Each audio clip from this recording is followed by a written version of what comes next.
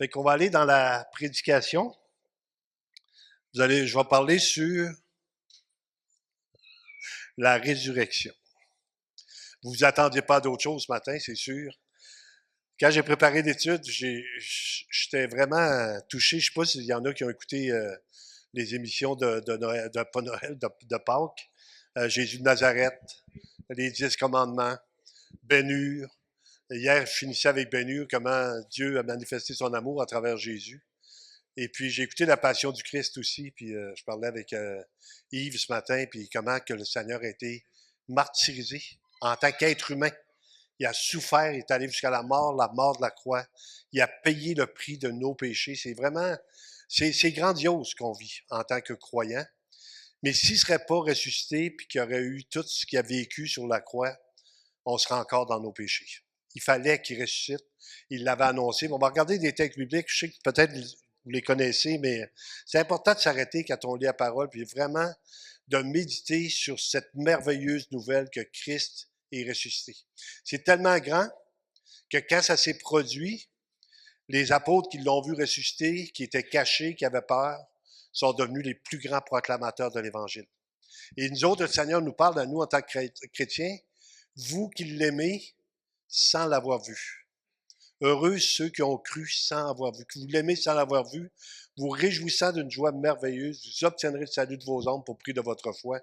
Donc, Christ, on croit en lui, notre vie a été bouleversée, et à cause de cela, maintenant, on devient des proclamateurs aussi de cette bonne nouvelle-là.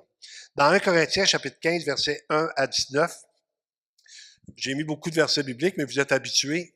Je veux toujours que ce soit la parole qui nous parle. Il nous dit dans 1 Corinthiens, chapitre 15, verset 1, « Je vous rappelle, frères, l'Évangile. » Vous savez ce que ça veut dire, le mot Évangile? Bonne nouvelle. « Que je vous ai annoncé, que vous avez reçu, dans laquelle vous avez persévéré. » Donc, il commence premièrement par recevoir. Vous avez reçu la parole de Dieu. Paul va dire, je suis un proclamateur de l'Évangile. Toute écriture est inspirée de Dieu. On n'est pas dans le néant quand on est croyant. On est sur du solide. On est sur la parole de Dieu. Et par lequel vous êtes sauvés. Ça, souvent, j'aime ça arrêter un petit peu sur ce verset-là parce que pas vous serez sauvés. Vous êtes sauvés la journée que vous mettez votre confiance en Jésus-Christ. Celui qui a le Fils a la vie, celui qui n'a pas le Fils n'a pas la vie, et la colère de Dieu demeure sur lui. Donc, on est sauvés, ça veut dire qu'on appartient au Seigneur. On va vivre éternellement avec lui. On va être dans sa présence inimaginable. Puis je pense tout le temps à mon ami, Pasteur Jeff, qui disait, quand je vais arriver de l'autre bord, je vais leur poser des questions. Puis là, j'aurais eu le goût de lui dire, maintenant que tu sais tout, tu pourrais nous envoyer quelqu'un, mais là, on a la parole. On a déjà la parole. Mais il dit, dans ce temps-là, vous ne m'interrogerez plus sur rien. On va avoir la vérité parfaite et complète. Et par lequel vous êtes sauvés, si vous le retenez tel que je vous l'ai annoncé, autrement, vous auriez cru en vain. Donc, on doit retenir la parole telle qu'elle nous a été annoncée. Donc, je vous enseignais avant tout, comme vous l'avez aussi reçu, que Christ est mort pour nos péchés. C'est encore aujourd'hui le fait le plus marquant de l'histoire du monde. Que quelqu'un vienne, qui est le Messie, qui accomplit l'Ancien Testament et qui va aller jusqu'à la mort de la croix. N'oubliez pas, peut-être pour ceux qui n'ont jamais entendu un message sur la résurrection, mais quand Christ est allé à la croix, il a pris la malédiction sur lui.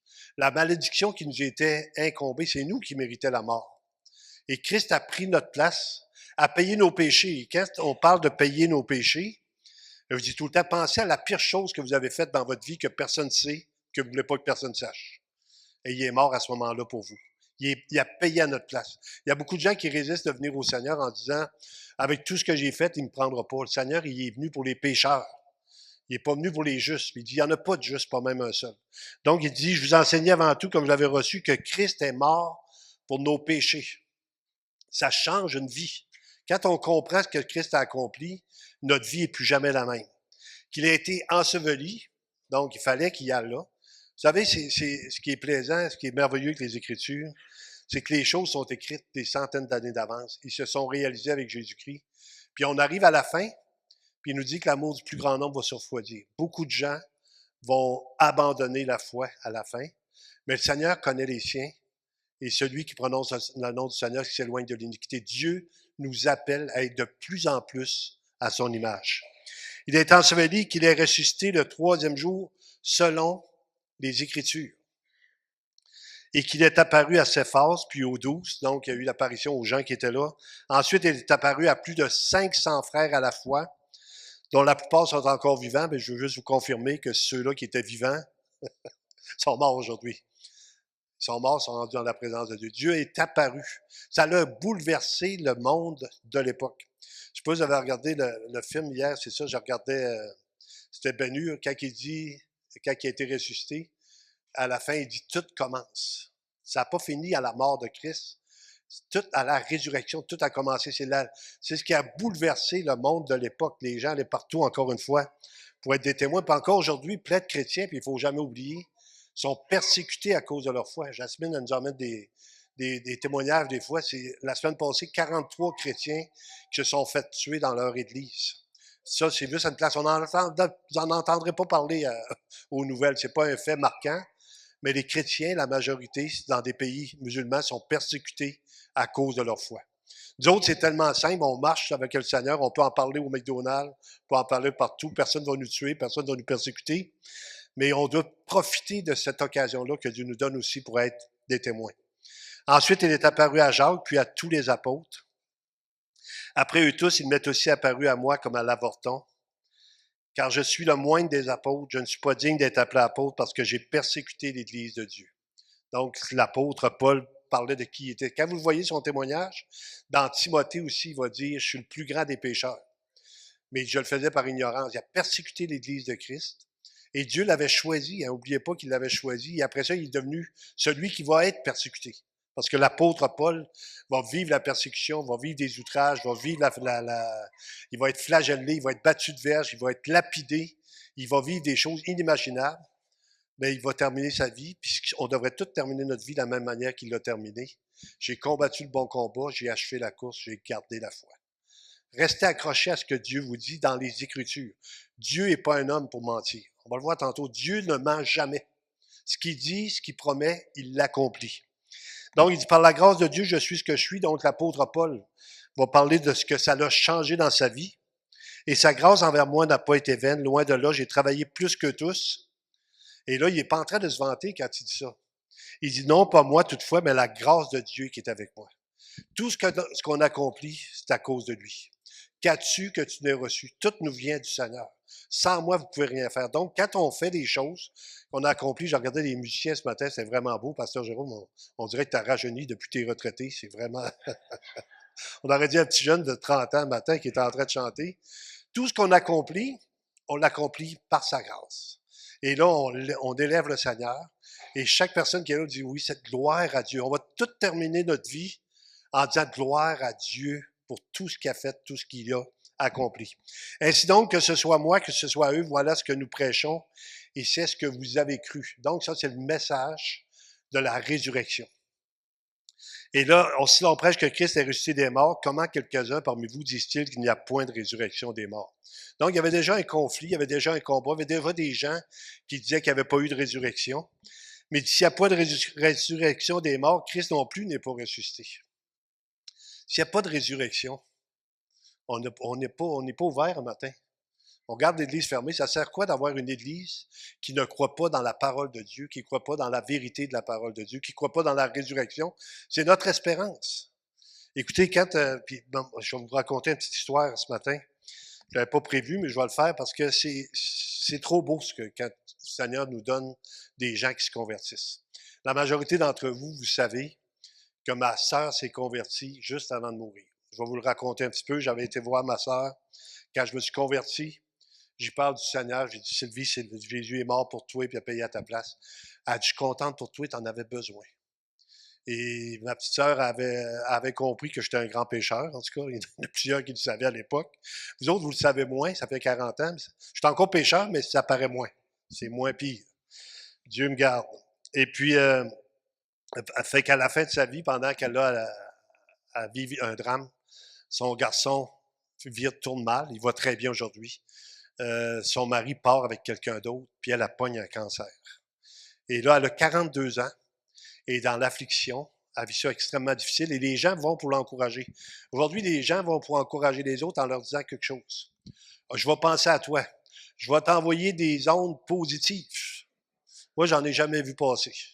Et puis, ils sont tout le temps en train d'essayer de passer à côté du message de l'Évangile. Parce que le message de l'Évangile, c'est Sylvie, tu as besoin d'être sauvé, tu as besoin de te repentir pour connaître le Seigneur. Et là, j'ai quelqu'un d'autre qui lit à côté d'elle des pensées positives, la force est en toi, c'est un petit peu comme GI, je sais pas trop. Là. Et puis, elle dit, j'ai plus de force, je vais mourir. Je le sais, je suis infirmière. Les médicaments qu'ils me donnent, c'est pour la fin de ma vie. Fait que venez pas me dire que ça va bien, ça va pas bien. Puis là, elle me dit, puis écoutez, je suis devant Dieu là, pour vous dire ça. Elle dit, j'aimerais ça clairement que tu me reparles de Jésus.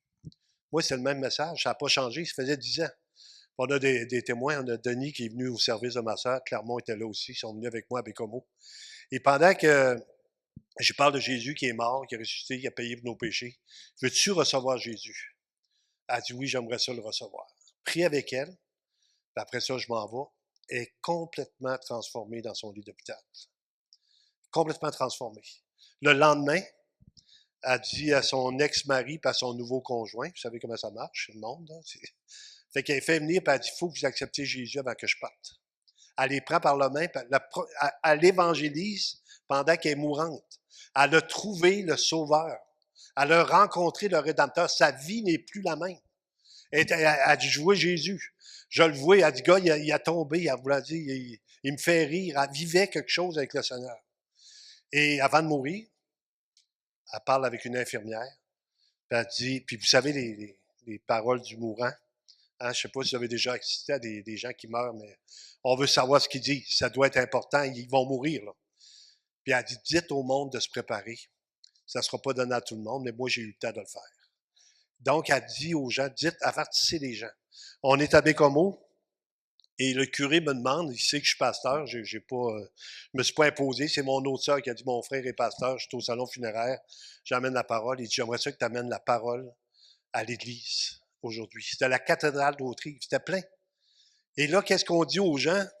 On dit ce que ma sœur a dit. Préparez-vous pour l'éternité. Savez-vous, quand elle est décédée, j'ai pas eu tant de peine que ça. Pourquoi? Parce que je vais la revoir. Je vais être avec elle. C'est ça notre espérance. Les gens qui sont morts en Christ, ils nous attendent de l'autre côté. Ceux qui sont décédés, on a un tableau plein de personnes décédées de l'Église. Je passe devant, je ne prie pas pour eux autres. C'est réglé. Mais je suis tellement content de savoir qu'un jour, je vais revoir ces gens-là parce qu'il y avait la foi dans ce que Christ a accompli. Et on doit demeurer attaché à cette parole-là du Seigneur. Il dit, si Christ n'est pas ressuscité, notre prédication est donc vaine et votre foi aussi est vaine. Et il y a plein d'églises qui n'annoncent pas la résurrection de Jésus-Christ. Ça en est plein. Plein d'églises qui disent, quelqu'un me disait ce matin, les témoins de Jéhovah viennent, mais ils disent que Jésus n'est pas Dieu. Si Jésus n'est pas Dieu, c'est un menteur. Si Jésus n'est pas ressuscité, s'il n'est pas le créateur du ciel et de la terre, c'est un menteur. Arrêtez de faire les portes. Vous gaspillez de l'énergie pour rien. La vérité, c'est que Christ est venu, il est mort, il est ressuscité, puis quiconque croit en lui a la vie éternelle. Et si on continue à prêcher le mensonge, si tu trouves même que nous sommes de faux témoins à l'égard de Dieu, puisque nous avons témoigné contre Dieu qu'il a ressuscité Christ, tandis qu'il ne l'aurait pas ressuscité, s'il est mort, ressuscite point. Et il n'y avait pas vu ce Seigneur qui était ressuscité. Souvenez-vous qu'il y en a fait des résurrections, le Seigneur aussi. Dans l'Ancien Testament, il y a eu des résurrections. Mais celle de Christ est celle qui était annoncée. Le Christ devait venir, qu'il allait mourir et qu'il allait ressusciter. Et si les morts ne ressuscitent point, Christ non plus n'est pas ressuscité. Et si Christ n'est pas ressuscité, votre foi est vaine, vous êtes encore dans vos péchés. Si ça serait faux, vous savez, quand on a nettoyé l'Église, quand on est venu ici en 2009, on a acheté le bâtiment. Et puis, je m'en souviens comme si c'était hier, on était en train de laver les murs. Et puis, à un moment donné, on avait une toile en avant, c'était Christ ressuscité, c'était pas mauvais, mais on ne le voyait pas. On avait de la misère à comprendre. Mais quand on a vu la croix vide, on était deux en train de laver le mur, puis on s'est mis à pleurer les deux. Il est vivant. On sert un Dieu qui est vivant. Et savez-vous quoi? Il est sensible à tout ce que vous pouvez vivre dans votre vie. Vos douleurs, vos souffrances, vos inquiétudes. Tout ce que vous vivez, le Seigneur est là pour vous consoler. Il dit, quand un malheureux crie, l'Éternel l'entend, il délivre de toutes ses détresses. La joie de l'Éternel est notre force. On s'appuie sur ce que Dieu a promis. Mais je vais vous dire une chose, pendant le temps de notre pèlerinage, ça ne sera pas toujours facile. Il va y avoir de la douleur, il va y avoir de la souffrance, il va y avoir de l'abandon.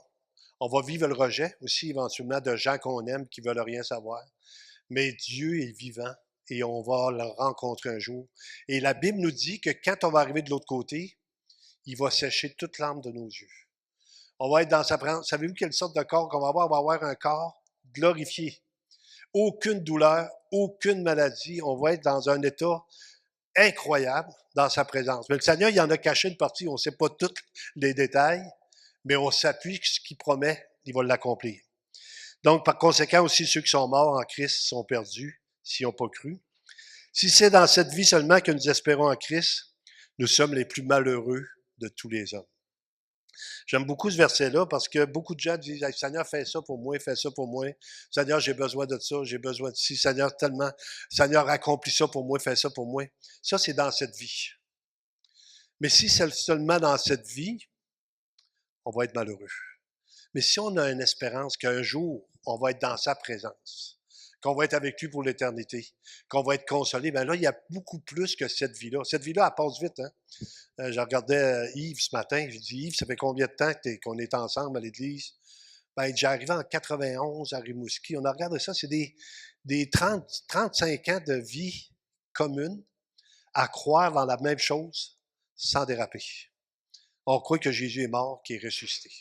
Et s'il est ressuscité, notre vie va aller aussi dans le même sens. Sans la résurrection, la foi chrétienne perdrait son fondement et le salut promis serait illusoire. S'il n'y a pas de résurrection, et vous allez voir des gens qui vont rire de ça. Toi, tu crois à ça qui est ressuscité? Certainement. C'est sûr que j'y crois. Puis je parlais avec un de mes frères la semaine passée, puis je disais, écoute, il faut que tu te tournes vers le Seigneur. Oui, mais tu crois à ça, toi? Ben, certainement, tu crois à quoi, toi?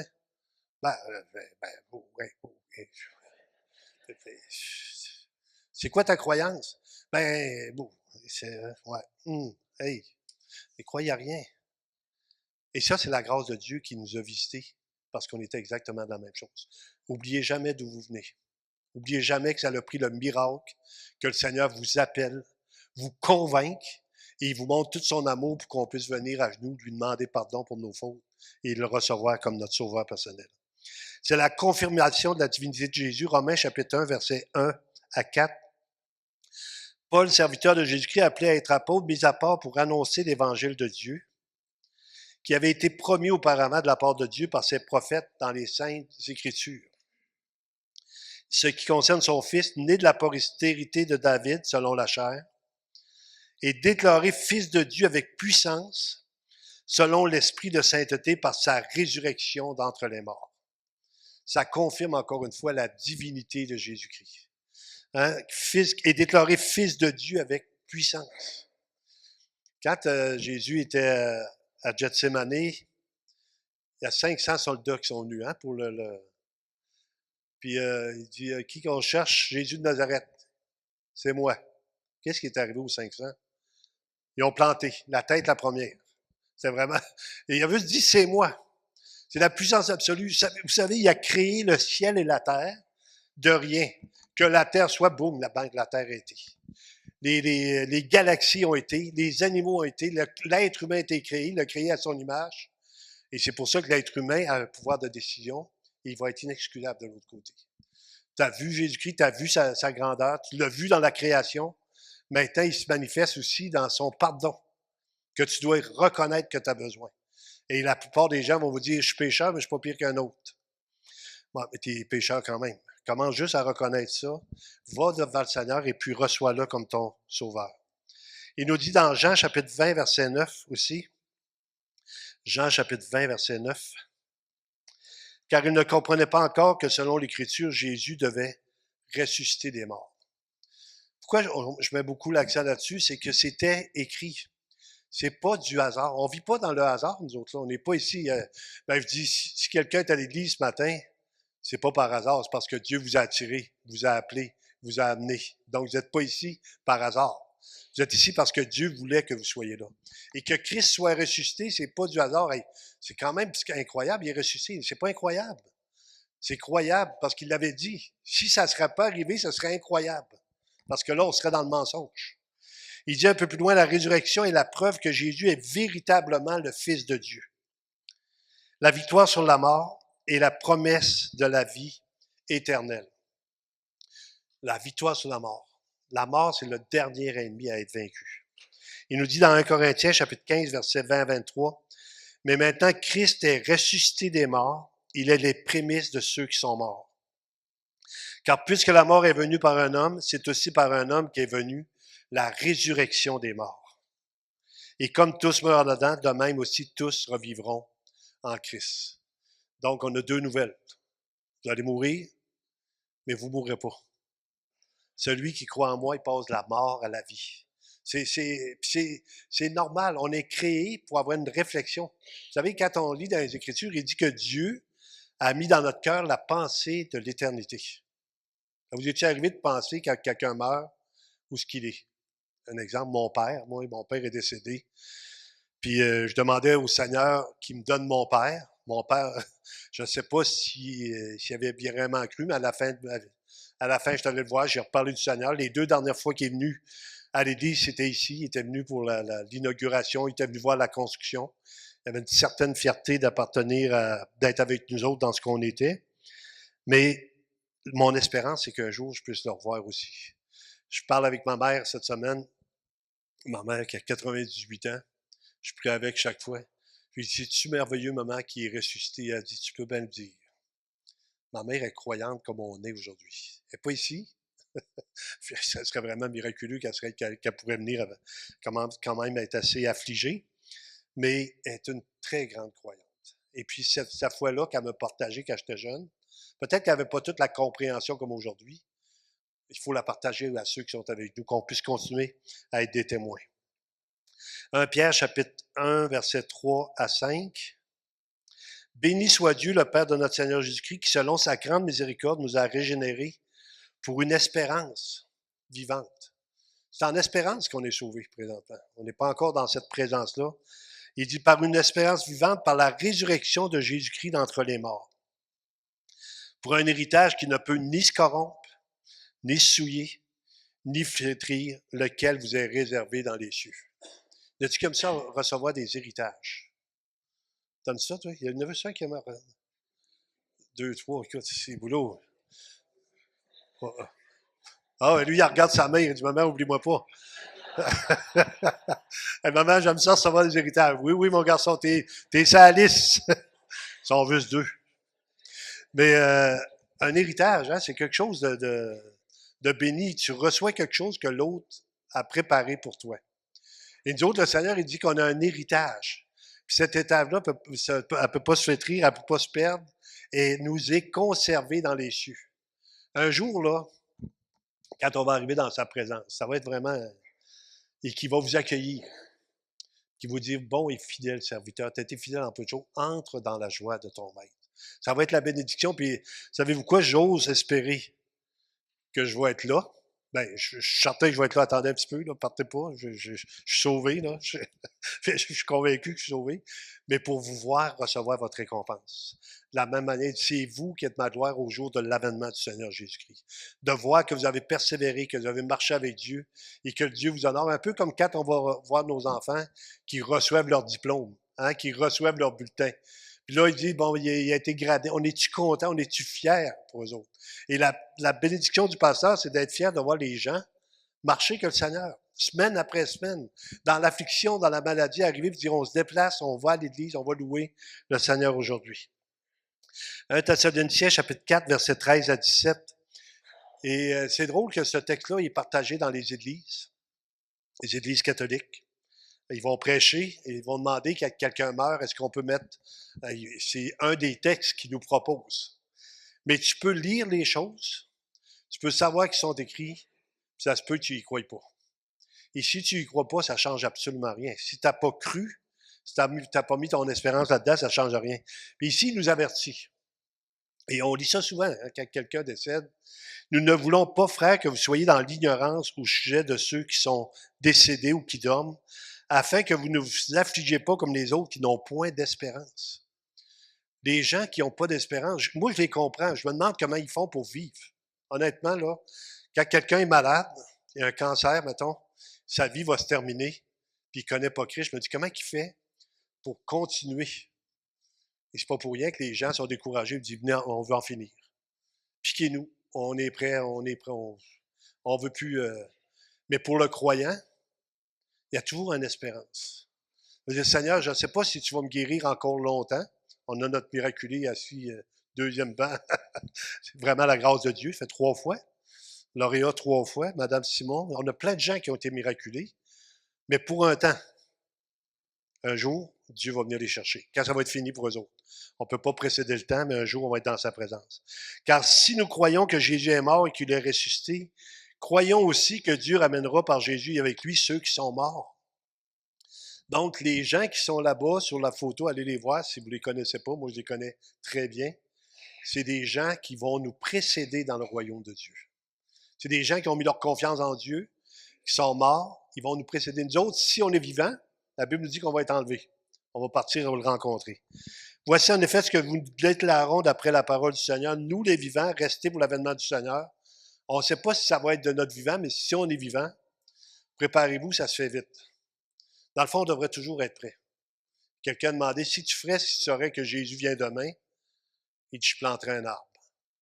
Ça veut dire que tu es prêt. Tu n'as pas besoin de faire autre chose. Normalement, ta vie devrait être en accord avec ce que Dieu te demande.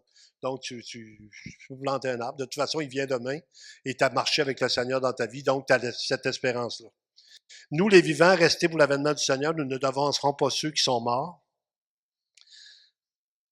Car le Seigneur lui-même a un signal donné à la voix d'un archange et au son de la trompette de Dieu descendra du ciel et les morts en Christ ressusciteront premièrement.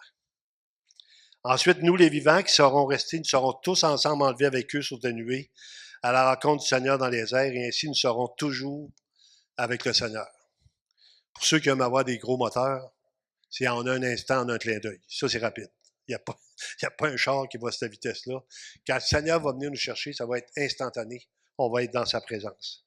En ressuscitant, Jésus a vaincu la mort, offrant aussi aux croyants l'espérance d'une résurrection future. Christ est les prémices de ceux qui sont morts, annonçant la résurrection de tous les croyants. C'était l'accomplissement aussi des prophéties. C'est ça qui est notre sécurité, dans le fond. Ce qui est écrit va arriver. Il n'y a rien de ce qui est écrit. Jésus, il dit qu'il n'est pas venu abolir la loi, il est venu l'accomplir. Souvenez-vous, dans Luc 4, quand il a commencé à dérouler quand ça parlait dans Isaïe, puis il dit, je suis venu pour guérir ceux qui ont le cœur brisé, proclamer aux captifs la délivrance. Il dit, cette parole-là vient de s'accomplir. Alors, il dit devant tout le monde, ça vient de s'accomplir. Les autres, ça, ils capotent. C'est quoi? T'es le Messie. Je suis le Messie. Je suis celui qui est venu accomplir. Et il dit, pour publier une année de grâce du Seigneur.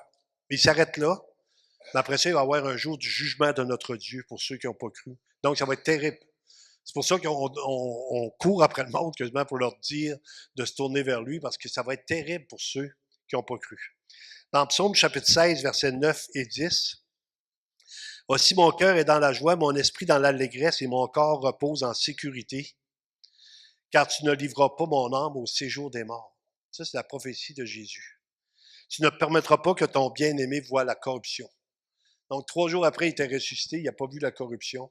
C'était une prophétie qui s'accomplissait sous les yeux des gens. Luc 24, 25 à 27. Alors Jésus leur dit, « Ô homme sans intelligence et dont le cœur est lent à croire tout ce qu'ont dit les prophètes. » Ce que Dieu reprochait, on peut dire, ce que Jésus reprochait, vous ne me croyez pas. Je vous dis la vérité, vous ne me croyez pas, c'est sûr, je vous le garantis, ça va arriver. Ce qu'il promet, ça arrive tout le temps. Ce que Dieu dit, ça va arriver, c'est sûr.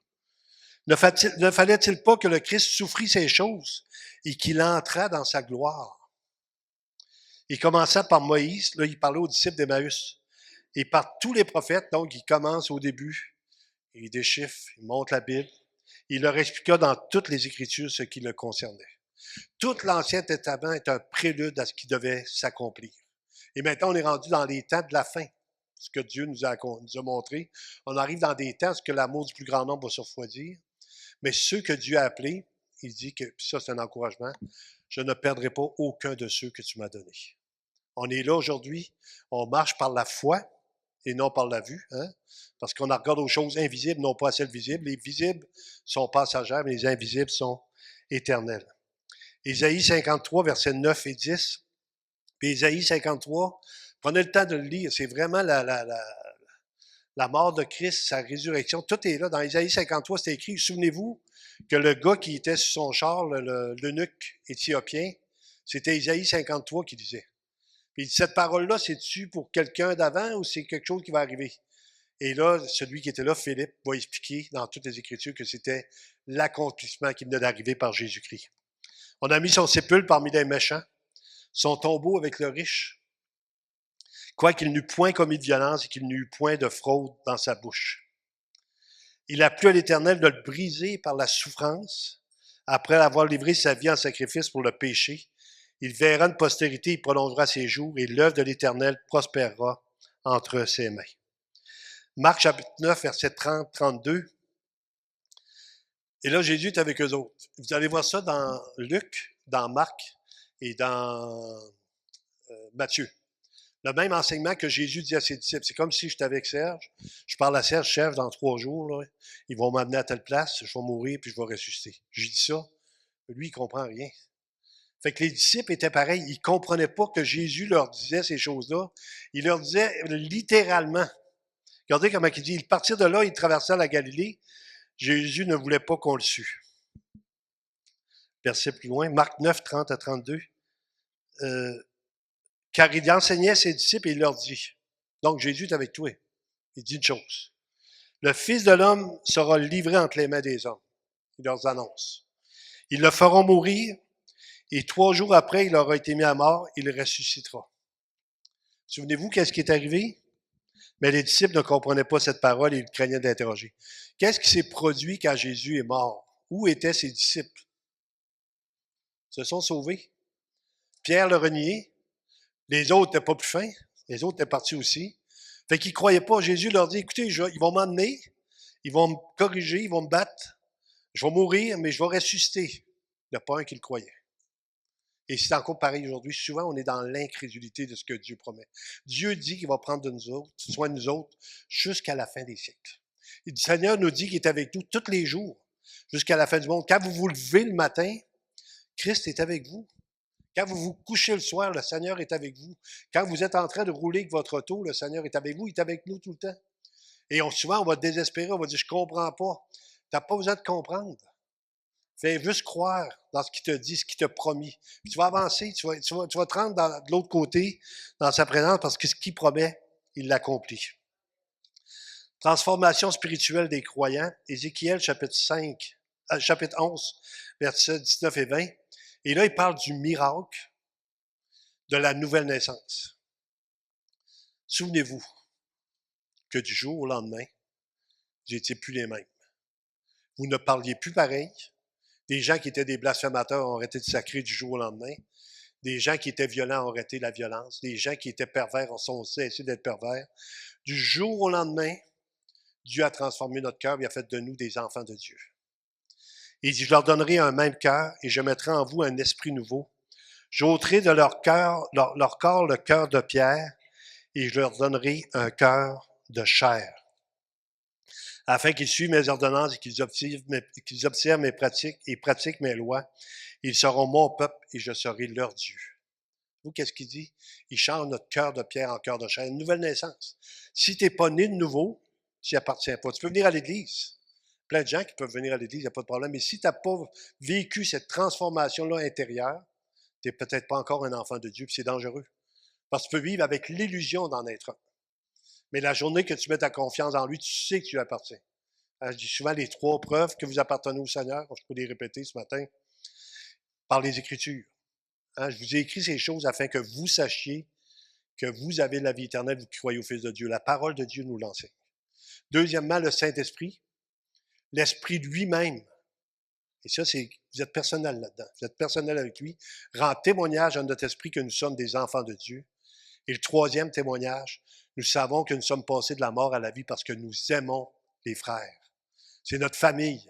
On prie les uns pour les autres. Si quelqu'un se fait de se plaindre, on se pardonne. On est ensemble, on s'aime, on est content.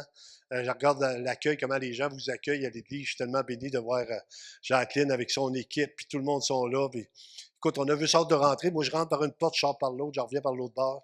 Je fais les 2 côtés. Je sais que je vais être bien accueilli, c'est ça. Le Seigneur nous accueille et nous, on accueille maintenant les autres.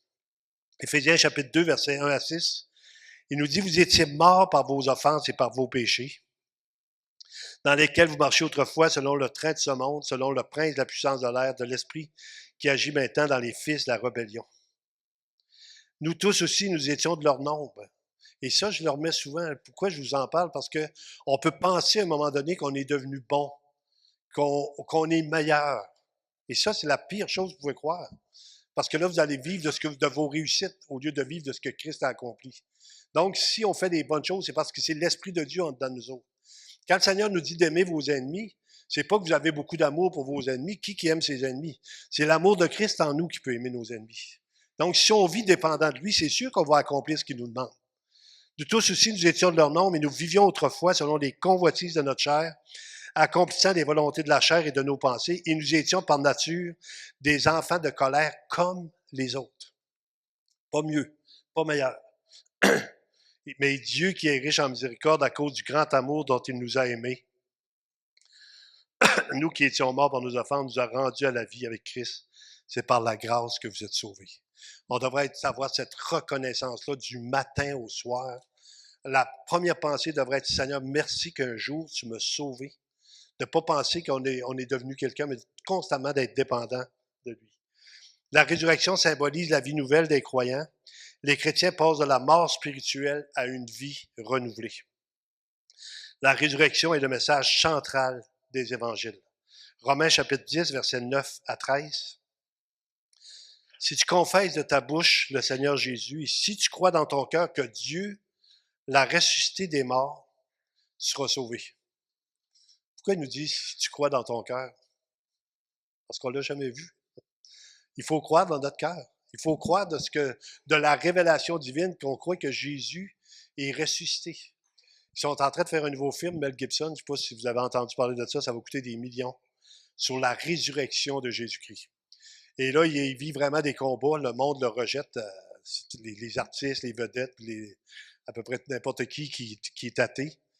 Mais il veut finir sa carrière en faisant le film. Il l'a fait sur la passion du Christ, puis en fait un sur la résurrection du Christ.